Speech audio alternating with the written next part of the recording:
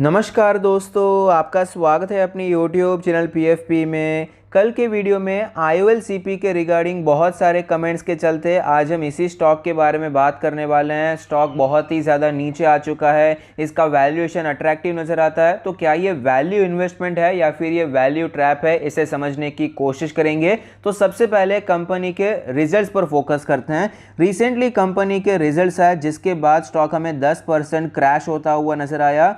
Week operational performance की वजह से कंपनी का प्रॉफिट आफ्टर टैक्स 54% नीचे आता हुआ नजर आया, जबकि इनका इनकम हमें 4.6% ऊपर जाता हुआ नजर आया है। एबिटा मार्जिन बहुत ही ज़्यादा नीचे आ चुका है, 22% से सीधा 9.85%। सिंगल डिजिट में एबिटा मार्जिन आपको दिखाई पड़ता है। तो क्लियरली यही रीज़न है कि क्यों हमें प्रॉफिट में गिरावट देखने को मिली और क्यों हमें स्टॉक में गिरावट देखने को मिली है। मैनेजमेंट के बारे में बात करें तो इन्होंने कहा है कि कंपनी का जो परफॉर्मेंस है म्यूटेड नज़र आता है, क्योंकि इनके फ्लैगशिप API डिमांड में कॉन्ट्रैक्शन है और रॉ मटेरियल के प्राइसेस में बहुत ही ज़्यादा वॉलेटिलिटी देखने को मिल रही है। उन्होंने ये भी बताया कि फार्मा API के जो न्यू प्रोडक्ट्स है वहाँ पर एक पॉजिटिव रिस्पॉन्स देखने को मिलता है। तो ओवरऑल आप देख पाएंगे मैनेजमेंट ना ही ज़्यादा पॉजिटिव दिखाई पड़ता है ना ही ज़्यादा नेगेटिव है, और जनरली मैनेजमेंट नेगेटिव होता भी नहीं है, वो पॉजिटिव कमेंट्स ही देते हैं। लेकिन यहाँ पर कोई बहुत बड़े पॉजिटिव कमेंट्स भी दिखाई नहीं पड़ते।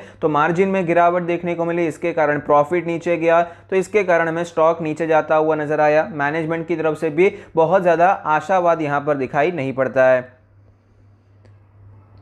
कंपनी की कुछ और जानकारी प्राप्त करते हैं। रेवेन्यू सेगमेंट ब्रेकअप के बारे में बात करें तो फार्मास्यूटिकल से 59.4% है, manufacture of organic and inorganic chemical compound से 40.5% और अदर से 0.1% का रेवेन्यू आता है।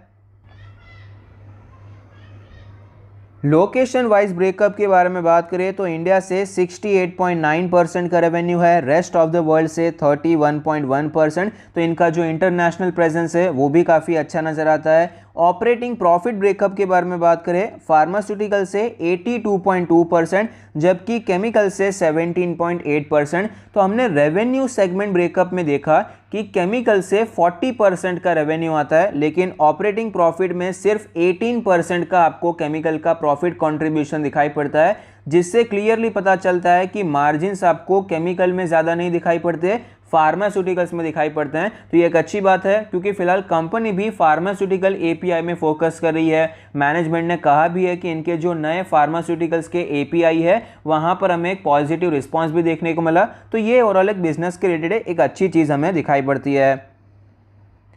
कुछ रेशियोज़ के बारे में बात करें, रिटर्न ऑन इक्विटी 35% से ज़्यादा है, जो कि अपने 5 ईयर एवरेज से ऊपर है, लेकिन 3 ईयर एवरेज से नीचे नज़र आता है। रिटर्न ऑन कैपिटल एम्प्लॉयड 43% से ज़्यादा है, जो कि 5 ईयर एवरेज से ज़्यादा है, लेकिन 3 ईयर एवरेज से नीचे नज़र आते हैं। तो ओवरऑल ROE और ROC के नंबर्स काफ़ी अच्छे हैं। नेट प्रॉफिट मार्जिन के बारे में बात करें तो लेटेस्ट 22% है, जो कि अपने 5 ईयर एवरेज और 3 ईयर एवरेज से ज़्यादा नज़र आते हैं। लेकिन फिलहाल की सिचुएशन हमने देखी है, नेट प्रॉफिट मार्जिन में, एबिटा मार्जिन में भारी गिरावट नज़र आती है। सिंगल डिजिट में एबिटा मार्जिन हमें आता हुआ नज़र आया। तो फिलहाल के लिए इस क्वार्टर में तो मार्जिन्स आपको अपने 5 ईयर एवरेज से भी ज़्यादा नीचे नज़र आते हैं। ये जो लेटेस्ट यहाँ पर सारे नंबर्स हैं ये ईयरली नंबर्स हैं। जब ये फाइनेंशियल ईयर वापस कंप्लीट होगा तो ये ईयरली नंबर्स आपको यहाँ पर दिखाई पड़ते हैं, हर क्वार्टर के नंबर्स यहाँ पर दिखाई नहीं पड़ते। डेट टू इक्विटी रेशियो के बारे में बात करें तो लेटेस्ट 0 है, कंपनी पर कोई कर्जा नहीं है। ये मेरे हिसाब से बहुत पॉजिटिव है। जनरली स्मॉल कैप कंपनीज में आपको ऐसी कंपनीज कम मिलती है जिन पर कर्जा कम होता है, और इतने अच्छे आपको रिटर्न ऑन इक्विटी या फिर रिटर्न ऑन कैपिटल एम्प्लॉयड के नंबर्स भी दिखाई पड़ते हैं। तो ये अच्छी बात है, कंपनी पर कर्जा नहीं है। 5 ईयर एवरेज तो आप देख पाएंगे 1.0 यानी कि 1 का डेट टू इक्विटी रेशियो था, जो कि बहुत ही ज़्यादा होता है। तो फिलहाल कोई कर्जा नहीं है, ये एक पॉजिटिव बात है। कंपनी के शेयर होल्डिंग पैटर्न के बारे में बात करें तो यहां पर सिचुएशन अच्छी नज़र नहीं आती। टोटल प्रमोटर होल्डिंग है 43.69%, म्यूचुअल फंड के पास है 0.36% का स्टेक। नेग्लिजिबल स्टेक है, लेकिन ये नेग्लिजिबल पहले बहुत ज़्यादा नेग्लिजिबल था, अभी फिर भी थोड़ा सा बढ़ चुका है। पिछले क्वार्टर के हिसाब से आपको म्यूचुअल फंड ने स्टेक बढ़ा दिया है। FIS के बारे में बात करें 2.76% का इन्वेस्टमेंट किया है, 2.76% का स्टेक है जो कि बहुत कम हो चुका है। एक साल पहले 7% के ऊपर था, फिलहाल ये 3% के भी नीचे आ चुका है। और रिटेल कैटेगरी में आपको ज़्यादा स्टेक नज़र आता है 53.18% का। यहाँ पर सब रिटेल नहीं होते, यहाँ पर कुछ लोग ऐसे होते हैं जिनके पास अच्छा खासा स्टेक होता है, 2-3%, 4-5% के स्टेक होते हैं। ये प्रमोटर नहीं होते हैं और इंस्टीट्यूशन भी नहीं होते हैं, ये HNIs होते हैं। कई बार ऐसे लोग होते हैं जो कंपनी से जुड़े हुए हैं लेकिन प्रमोटर ग्रुप में नहीं है, इसलिए वो प्रमोटर होल्डिंग में आपको दिखाई नहीं पड़ता। तो यहाँ पर रिटेल मिक्स होता है और जो इंडिविजुअल्स होते हैं वो भी आपको मिक्स नजर आते हैं। लेकिन मेरा पर्सनली मानना है कि HNIs इन्वेस्टमेंट करते हैं, अच्छी बात है, लेकिन इंस्टीट्यूशंस का भी अच्छा खासा इन्वेस्टमेंट होना चाहिए। एटलीस्ट वहां पर वो इंटरेस्ट लेने चाहिए, वहां पर थोड़ा खासा 10-15% का टोटल इन्वेस्टमेंट तो होना चाहिए। फाइनेंशियल ट्रेंड के बारे में बात करें तो आप देख पाएंगे कि फाइनेंशियल ट्रेंड तो अच्छा नजर आता है, रेवेन्यू में ग्रोथ देखने को मिली, उस प्रकार से प्रॉफिट तो बहुत ही ज़्यादा ग्रो हुआ है। उसका रीज़न है नेट प्रॉफिट मार्जिन 22% के ऊपर निकल चुका था लेकिन फिलहाल वापस नीचे जाता हुआ नजर आया है, तो ये बिल्कुल भी पॉजिटिव बात नज़र नहीं आती। ओवरऑल ट्रेंड आपको अच्छा देखने को मिला लेकिन उसके पीछे का जो मेन फैक्टर था वो अभी वापस जाता हुआ नजर आता है।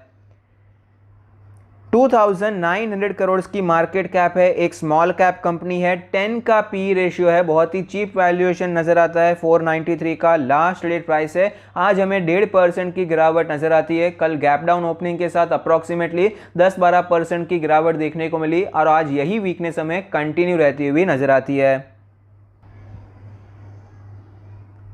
स्टॉक के चार्ट पर हमें क्लियरली पता चलता है कि स्टॉक का ऑल टाइम हाई 900 रुपये का है और फिलहाल ये स्टॉक 500 के भी नीचे चल रहा है। 45% का क्रैश देखने को मिल जाता है। आप देख पाएंगे कि कितनी तेज़ी से स्टॉक हमें ऊपर जाता हुआ नजर आया मार्च के क्रैश के बाद, जब ये कोरोना वायरस का डर बहुत ज़्यादा था, API बिजनेस फ्लरिश कर रहे थे, फार्मा बिजनेस फ्लरिश कर रहे थे, तो ये स्टॉक बहुत तेज़ी से ऊपर गया, 900 तक पहुंच गया। लेकिन उसके बाद जैसे ये कोरोना का असर कम होता हुआ नजर आया, उसका डर कम होता हुआ नजर आया, तो APIs के बिजनेस में भी आपको ऑफकोर्स इंपैक्ट देखने को मिला। और फिलहाल आप देख पाएंगे इनके रॉ मटेरियल के प्राइसेस में भी इंपैक्ट देखने को मिला है, वॉलेटिलिटी देखने को मिली है और साथ ही साथ इनका जो डिमांड है वो भी कम होता हुआ नजर आया। तो स्टॉक प्राइस भी हमें नीचे आता हुआ नजर आया है। 900 रुपए के लेवल से स्टॉक ऑलरेडी 500 रुपए के लेवल पर आ चुका है।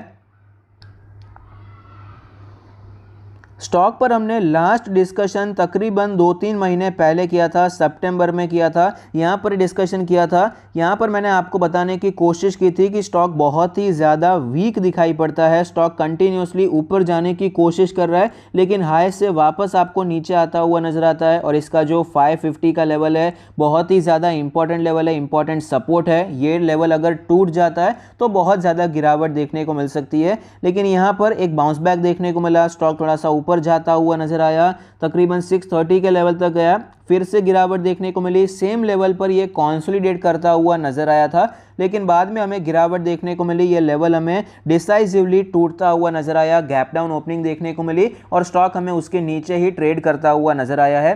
तो आपको क्लियर ब्रेकडाउन दिखाई पड़ता है, क्लियरली वीकनेस नजर आती है। तो फिलहाल यहाँ पर टेक्निकली और कुछ भी मैं आपको दिखाना चाहूँगा, एक चैनल में आपको ये ट्रेड करता हुआ नजर आता है। वीकली चार्ट पर मैं आपको बेहतर समझा पाऊंगा। आप देख पाएंगे ये रेजिस्टेंस की लाइन है और सपोर्ट की लाइन ये रही है, तो ये क्लियरली आपको एक डाउनवर्ड चैनल में, बियरिश चैनल में ट्रेड करता हुआ नजर आता है, गिरावट देखने को मिल रही है। तो जब तक ये ऊपर वाली लाइन को तोड़ता नहीं है तब तक ज़्यादा बुलिशनेस के बारे में हमें यहाँ पर नहीं सोचना चाहिए। ये हो गया टेक्निकल कि किस प्रकार से वीकनेस देखने को मिल रही है। 1 बाय 1 ये सारे मूविंग एवरेजेस को भी तोड़ता गया है। 100 वीक्स का मूविंग एवरेज ऑलरेडी टूट चुका है।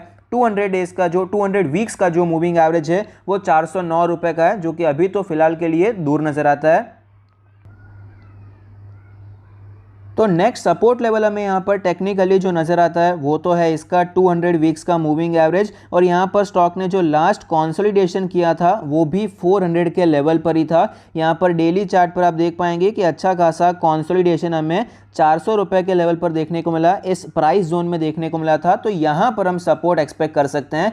IOLCP, आरती ड्रग्स, वैभव ग्लोबल, ये जितने भी स्टॉक्स हैं जो कि पिछले एक साल में बहुत ज़्यादा भाग चुके हैं, 5 गुना 10 गुना हो चुके हैं, बीच में आपको कहीं कहीं पर भी कंसोलिडेशन देखने को नहीं मिला है, बीच में कहीं पर ज़्यादा कुछ ट्रेड ही नहीं किया, वो कंटिन्यूसली ऊपर ही जा रहे थे। तो ऐसे स्टॉक्स में सपोर्ट ढूंढना बहुत ही ज़्यादा मुश्किल होता है। यहाँ पर हम पता नहीं लगा सकते कि कौन से लेवल पर सपोर्ट एक्सपेक्टेड है। सपोर्ट क्या होता है? जहां से स्टॉक वापस आपको ऊपर जाता हुआ नजर आए। अब यहां पर हम 550 को सपोर्ट क्यों कह रहे थे? क्योंकि पहले यहां पर आपको ये स्टॉक ऊपर जाता हुआ नजर आया, फिर से यहां पर आया, ऊपर गया, बहुत बार यहां पर ट्रेड किया, 550 का जो लेवल है सपोर्ट की तरह नजर आया।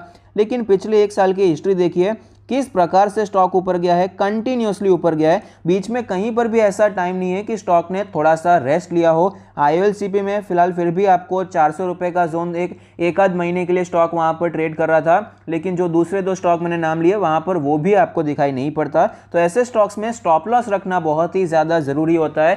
कंपनी में कोई बुराई नहीं है। क्या ये वैल्यू ट्रैप है? तो मैं इसे वैल्यू ट्रैप नहीं कहना चाहूँगा। वैल्यू ट्रैप वो होते हैं जिनका आपको वैल्यूएशन तो सस्ता नजर आता है लेकिन कंपनी में दम नहीं होता। लेकिन IOLCP में ऐसा नहीं है। कंपनी एक्चुअली अच्छी है, कंपनी का जो कामकाज है अच्छा है, कंपनी की जो पोजीशन है वो काफ़ी अच्छी है। लेकिन ये स्टॉक मार्केट है, डिमांड एंड सप्लाई पे काम करता है। जितनी पॉजिटिव चीज़ें मार्केट को नजर आ रही थी सब कुछ एक साल में फैक्टर इन कर लिया। अभी फिलहाल गिरावट हो रही है। जो API का बिजनेस था जो कि सबको अच्छा नजर आ रहा था वो उसका जो परफॉर्मेंस हो चुका है, अभी मार्जिन आपको वापस नीचे जाते हुए नजर आए हैं। मैंने कई वीडियोस में बताया भी है कि ये जो स्मॉल कैप कंपनीज होती है जनरली आपको इसी प्रकार का मूवमेंट देखने को मिलता है। जब मूवमेंट होता है तो 2-3 साल के लिए बहुत ज़्यादा मूवमेंट होता है, स्टॉक 5 गुना 10 गुना 15 गुना हो जाते हैं। उसके बाद आपको 3-4 साल का वापस कॉन्सोलिडेशन देखने को मिलता है और ये कॉन्सोलिडेशन रेंज बहुत बड़ी होती है, 50-60% की भी रेंज होती है। बहुत सारे स्टॉक्स मैंने आपको बताए भी हैं। एक एबॉट इंडिया का मैंने आपको एग्जांपल दिया था।